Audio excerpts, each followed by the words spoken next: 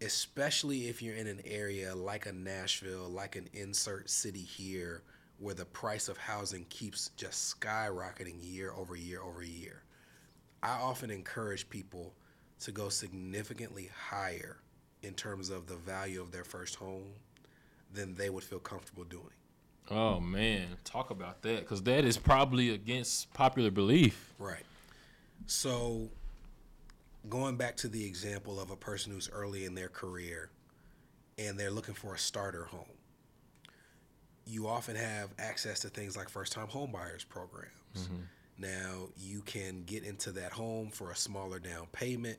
And when you're looking at people buying their first home, the natural inclination is to try to get a mortgage payment that is as close to what they were paying in rent as possible. And you might have done this yourself. Hey, I'm paying $1,500 for rent. I don't want to go much higher. Let me go to than $1,650. That's the highest that I can do because that's where I'm comfortable. Yeah.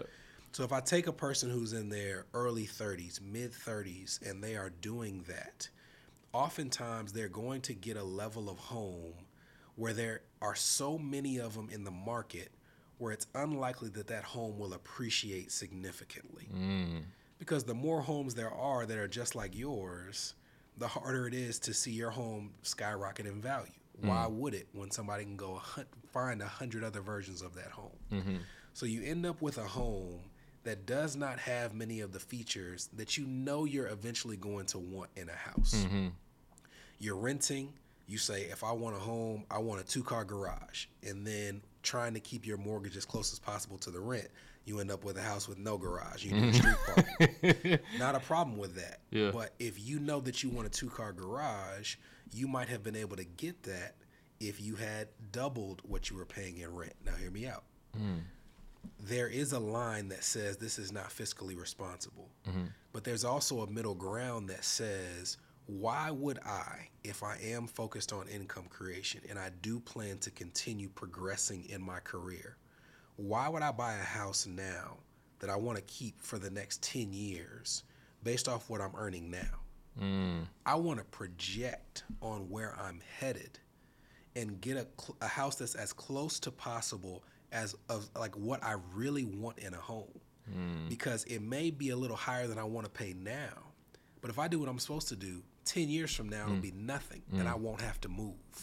That's good. But if I try to get a house that's as close to rent as possible, and it doesn't appreciate the way that I want it to, now when I'm trying to go get closer to that house on the second or the third home, my home hasn't appreciated, so I can't get enough money from selling it to get into that new house.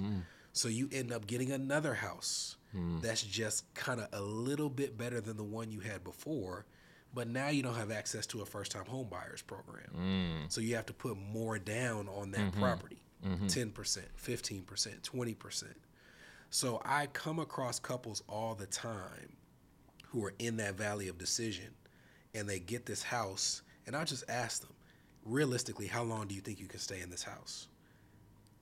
3-4 years, 5 years tops. And then I'll say, if the mortgage payment went up $1,000 a month, go look at what you could get then. They'll go look at what they can get then. How long could you stay in this house? Oh, this is the house. Go get that house. And yes, it will be uncomfortable for a period of time. And this is not the right decision for everybody, because you have some people who are in careers where they're not going to take those leaps in income. But I cannot tell you how many couples I've met with or individuals I've met with where we started the process, they get more than what they wanted to get at the time, and then not even 10, 3-4 years later, they're making double what they were making, and that payment's nothing. But I've also had couples who don't listen to me, and 3-4 years later, they're making double, and they're like, I hate this house. And now they're trying to get another house, and that price has gone up 40%. Interest rates have doubled, and they could have afforded that same house 3 years earlier.